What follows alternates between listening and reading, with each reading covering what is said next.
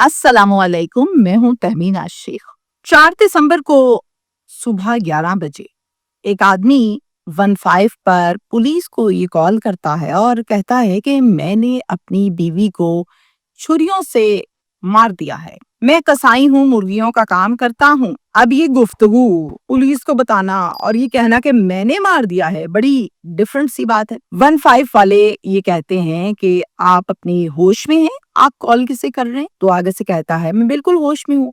15 वाले ये कहते हैं कि अगर आपने ये शरारतन किया है या मजाक के तौर पे किया है तो फिर इसके खिलाफ आपको कानूनी कार्रवाई भुगतना पड़ेगी। कहता है कि मैं बिल्कुल सच कह रहा हूँ, झूठ नहीं बोल रहा और ना ही मजाक कर रहा हूँ। ये एड्रेस है, आ जाएं और उठा लें आके मेरी बीवी को। पुलिस नोट करती है और फिर उसके बाद जो मुत्तलिका थाना बनता है वहां इतला करती है और नफरी जो है वो मौके पर पहुंच जाती है विद इन 5 to 6 मिनट्स। बीवी की वाकई पड़ी हुई थी और पास शौहर खड़ा हुआ था। बड़ी हैरान कुन बात है। अब इसने तफ्तीश के दौरान पुलिस को जो कुछ बताया अपनी बीवी के मुतल्लिक, वो सब मैं आपसे आज के इस व्लॉग में जरूर शेयर करूंगी आगे चलकर।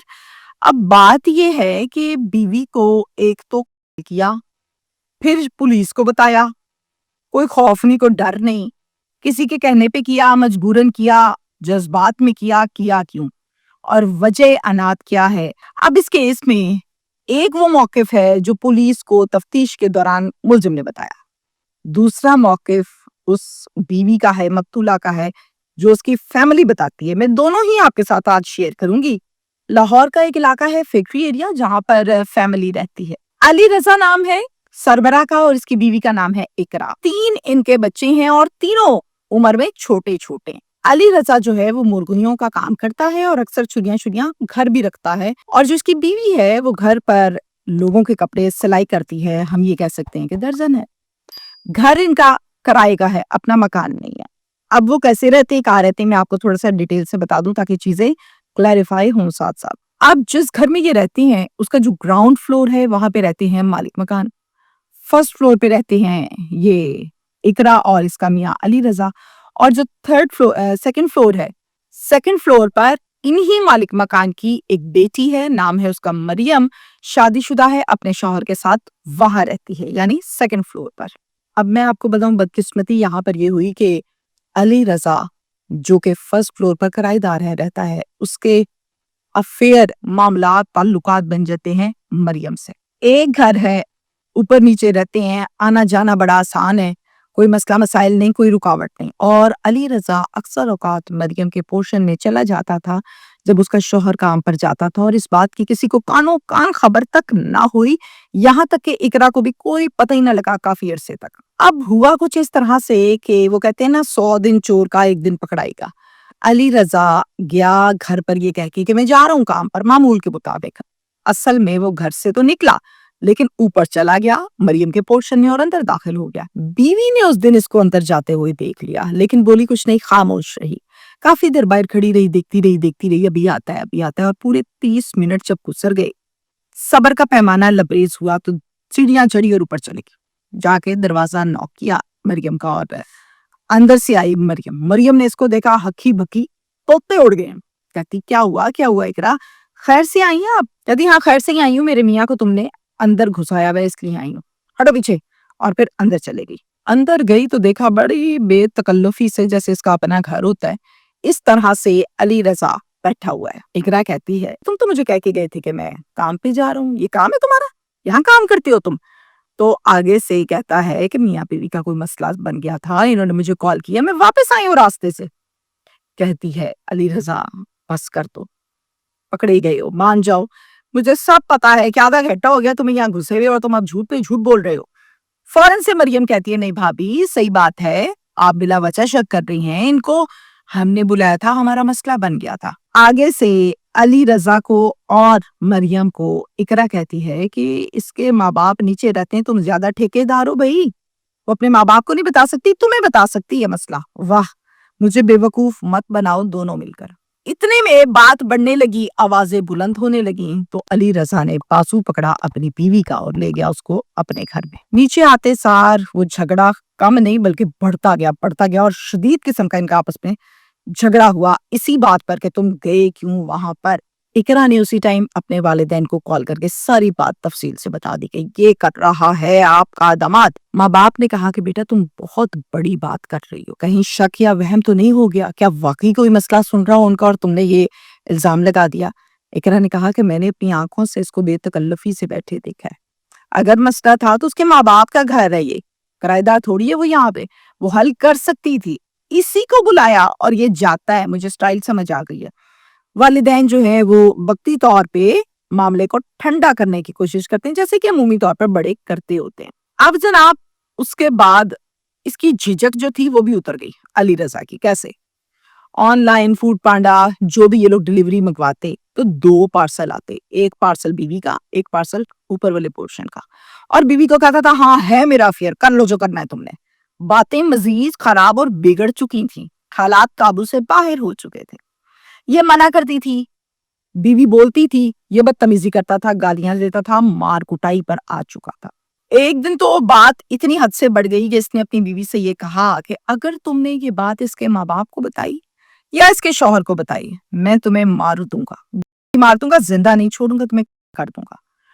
یہ بات بھی فون کر کے فوراً اقرا نے بتائی اپنے والدین کو۔ والدین نے کہا بیٹا گزارا کرو، جو مرد ہے نا اس کو پیار سے موڑا جا سکتا ہے، اس طرح نہیں جس طرح تم کر رہی ہو۔ تمہارے بچے ہیں، کہاں جاؤ گی، کیسے رہو گی؟ سب سے بہتر یہ ہے کہ تم اپنے میاں سے انڈرسٹینڈنگ کے ساتھ اس سچویشن کو کنٹرول کرو۔ 4 دسمبر کو 10:30 بجے اقرا اپنے والد کو ایک کال کرتی ہے اور کہتی ہے ابو جلدی سے آ جائیں گے، مجھے مارتے گا، جلدی آ جائیں جلدی آ جائیں۔ یہ کہنا ہی تھا، اتنی ہی مہلت ملی کہ فون ٹھک بند۔ باپ مزید پریشان ہوا اور اس نے فوراً سے بیک کال کی بیٹی کو، لیکن اس کی بیک کال کو ریسیو نہیں کیا گیا۔ علی رضا میں نے آپ کو بتایا کہ مرغیوں کا کام کرتا تھا اور گھر پر اس نے اوزار چھریاں رکھی ہوئی تھی۔ اس چھری کو اٹھاتا ہے، تیز دھار کو، اور اٹھا کر اپنی بیوی کو وار پہ وار کر کے کر دیتا ہے، پھینک دیتا ہے خون و خون۔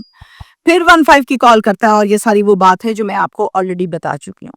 اب نفری جو آئی نا جناب، وہ پنجاب سوسائٹی کی چوکی ہے، وہاں کی نفری آئی کیونکہ اس ایریے کو وہی لگتا تھا۔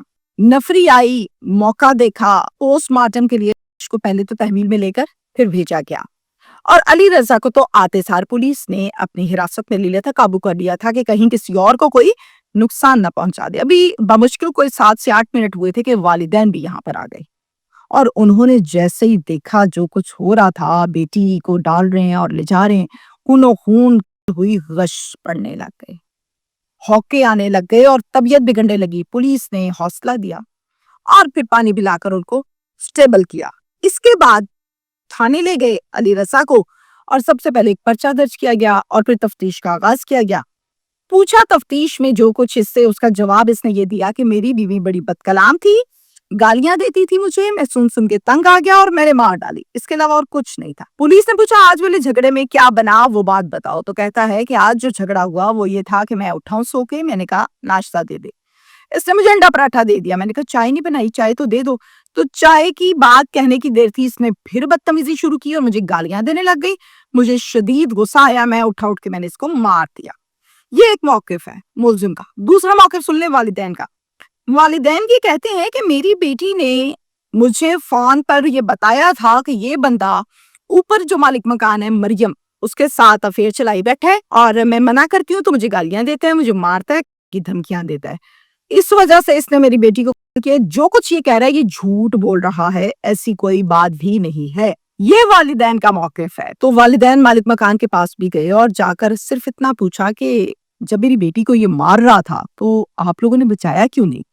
مالک مکان نے کہا کہ ہمیں کوئی آواز نہیں آئی، اگر ہمیں آواز آتی تو ہی ہم جا کے بچاتے نا، ابھی ہم کیسے بچا لیتے، ہمیں تو پتہ ہی نہیں چلا۔ پولیس ابھی اس کیس کو مزید تفتیش کر رہی ہے۔ ایک بات تو یہ ہو گئی کہ کیا یہ افیئر کی وجہ ہی تھی، یا ہو سکتا ہے مریم کے کہنے پہ وہ معاملہ کیا تھا، افیئر تھا بھی یا نہیں، یہ تصدیقی بات پولیس کی تفتیش بتائے گی۔